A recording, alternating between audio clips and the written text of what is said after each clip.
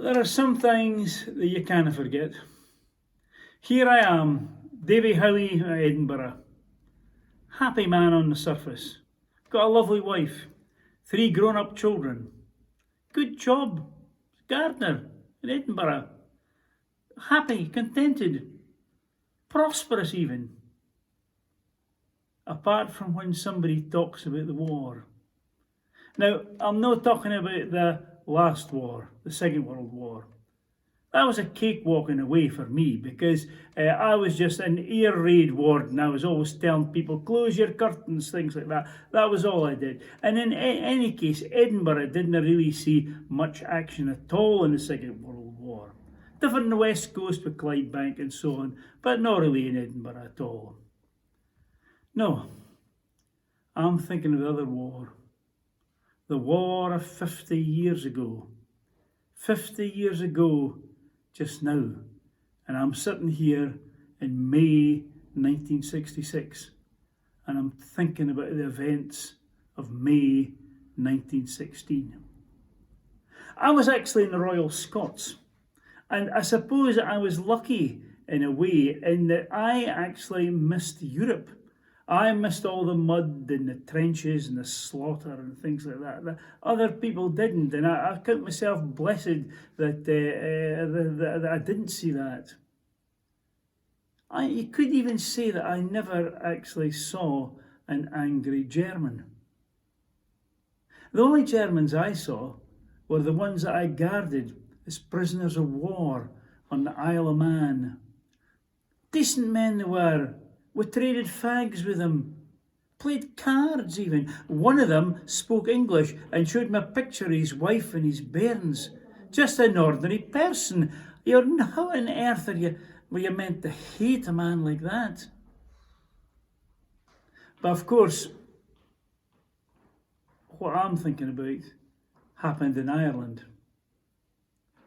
Just after the rebellion, in May 1916, they put me to Dublin. You know, when they captured the post office and so on, and they told me to guard one of the prisoners. They'd all surrendered by that time, and I had to guard one of the prisoners. And the captain laughed when he said, "This is a guy you'll get on well with. He's Scottish, he's like you. He's from Edinburgh. He's called James Connolly. He was one of the leaders." Maybe he was one of the leaders. But he was badly wounded. He was suffering from gangrene in his leg and his ankle. And frankly, I didn't think he was going to last very much longer. And however, I looked after him and I guarded him, and we talked about things, about Edinburgh and the castle and so on, and the football and how he was a Hibs supporter. We talked about Hibs and Celtic and Patsy Gallagher and Jimmy Quinn and all these people, and how he also told me that the day was fast approaching when the rich would have to give up all their money in favour of the poor. I laughed when he said that, but he was determined it was going to happen. And we all know, of course, that something like that happened in Russia. Maybe it should have happened here as well, and maybe it will one day. But anyway, one morning, I was wakened early and given the orders I had to take my prisoner away in a lorry. It wasn't a lorry as such, it was actually an ambulance. It was a military ambulance, and they load him in the stretcher, they give him a hand, put them in the ambulance, and they sit beside him. And the man was almost delirious and slipping in and out of consciousness and so on. And sometimes he spoke to me, sometimes he didn't. And eventually we arrived at a courtyard and unloaded him from the ambulance. And in this courtyard, there were 5 or 6 grim-faced men, all with rifles.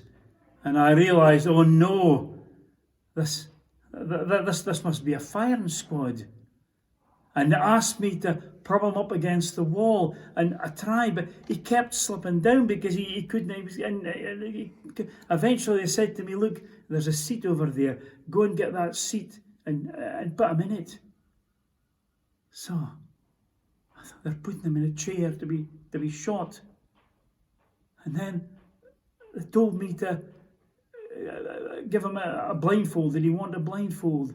And he looked at me and he said, and he smiled at me in that nice Scottish accent, says, "Nah, I'll be all right, laddie." And that was all he ever said. But I had to stand by the wall and watch him as the bastard fucking shot him.